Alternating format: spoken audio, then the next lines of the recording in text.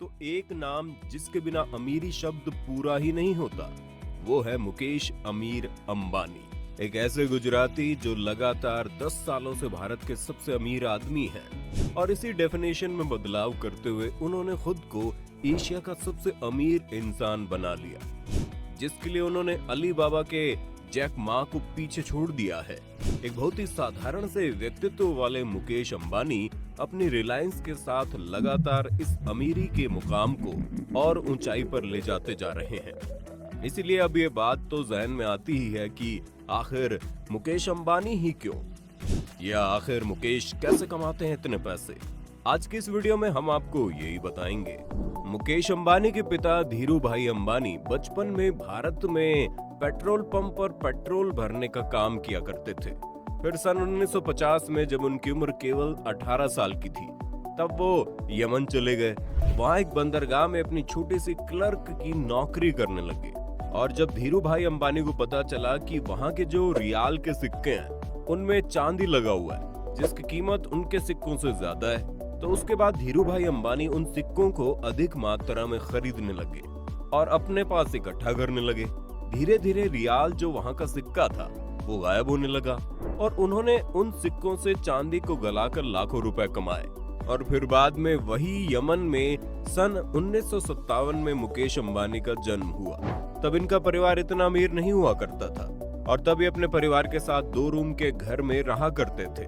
इनके पिता अपना बिजनेस करना चाहते थे, इसलिए ये यमन छोड़कर 1958 में भारत वापस लौट आए।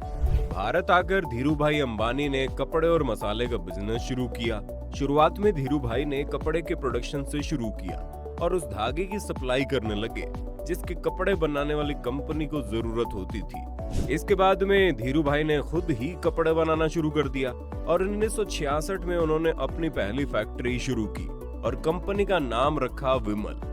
धीरू भाई की कंपनी सफल रही और विमल एक बहुत बड़ा ब्रांड बन गया।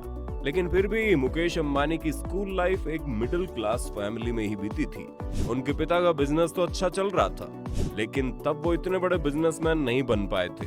मुकेश अंबानी ने अपने भाई और आनंद जैन के साथ मुंबई के पैडर रोड स्थित हिल ग्रेंज हाई स्कूल में पढ़ाई की, जो बाद में उनके करीबी सहयोगी बन गए। अपने स्कूली शिक्षा के बाद उन्होंने मुंबई के सेंट जेवियर्स कॉलेज में पढ़ाई की। इसके बाद उन्होंने इंस्टीट्यूट ऑफ केमिकल टेक्नोलॉजी में केमिकल इंजीनियरिंग में बीई की डिग्री हासिल की।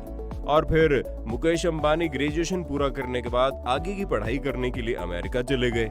उन्होंने स्टैनफोर्ड यूनिवर्सिटी में एडमिशन तो ले लिया, लेकिन बीच में अपनी पढ़ाई छोड़ भारत आ गए, क्योंकि उस वक्त तक पिता का बिजनेस चल पड़ा था। इसी कारण उन्हें भारत लौटना पड़ा ताकि वो अपने पिता की मदद कर सके। असल में हुआ कुछ यूं था कि जब मुकेश अंबानी अमेरिका से एमबीए कर रहे थे, उसी दौरान धीरू भाई अंबानी को पॉलिस्टर फिलामेंट धागे को बनाने का सरकारी लाइसेंस मिल गया। इस लाइसेंस के मिलने के बाद धीरू भाई अंबानी ने पॉलिस्टर फिलामेंट धागे को बनाने के लिए पातालगंगा रायगढ़ महाराष्ट्र में मैन्युफैक्चरिंग प्लांट लगाया और फिर उन्होंने मुकेश अंबानी को अमेरिका से वापस बुला लिया। मुकेश अंबानी एमबीए की डिग्री अधूरी छोड़कर महाराष्ट्र वापस आ गए और इस तरह मुकेश अंबानी ने 24 साल की उम्र में रिलायंस इंडस्ट्रीज में अपना करियर शुरू किया। इंडस्ट्री में आने के बाद मुकेश अंबानी राशिक भाई के अंडर काम करने लगे। कुछ दिन काम करने के बाद धीरू भाई अंबानी ने अपनी मर्जी से मुकेश अंबानी को काम करने की पूरी आजादी दे दी। कोई भी फैसला लेना हो, मुकेश अंबानी अपने पिताजी से सलाह जरूर लेते थे। मुकेश अंबानी की पूरी आजादी से काम करने का फायदा रिलायंस इंडस्ट्रीज को मिला। 1985 में राशिक भाई की मौत के बाद पॉलिस्टर फिलामेंट धागे के प्लांट की पूरी जिम्मेदारी मुकेश अंबानी के कंधे पर आ गई। उन्होंने इस जिम्मेदारी को बखूबी संभाल लिया।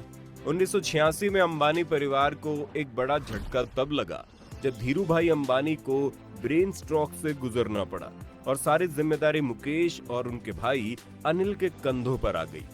लेकिन दोनों भाइयों ने इस जिम्मेदारी को काफी अच्छे से निभाया। ब्रेन स्ट्रोक के बाद धीरू भाई अंबानी बच तो गए, लेकिन उनके दाएं हाथ ने काम करना बंद कर दिया और उसके बाद मुकेश अंबानी अपने पिता के दाएं हाथ बन गए। मुकेश अंबानी ने न केवल अपने पिताजी के बिजनेस को संभाला, बल्कि रिलायंस इंडस्ट्री में बहुत सारे नए बिजनेस प्लान लेकर आए। जिसकी वजह से रिलायंस इंडस्ट्रीज आगे की ओर बढ़ती गई।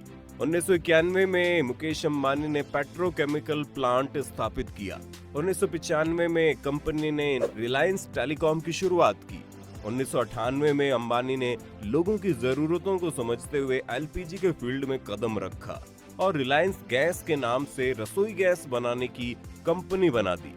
ऐसे ही काम करते करते सफलता मिलते मिलते रिलायंस इंडस्ट्रीज की संपत्ति भी लगातार बढ़ती गई।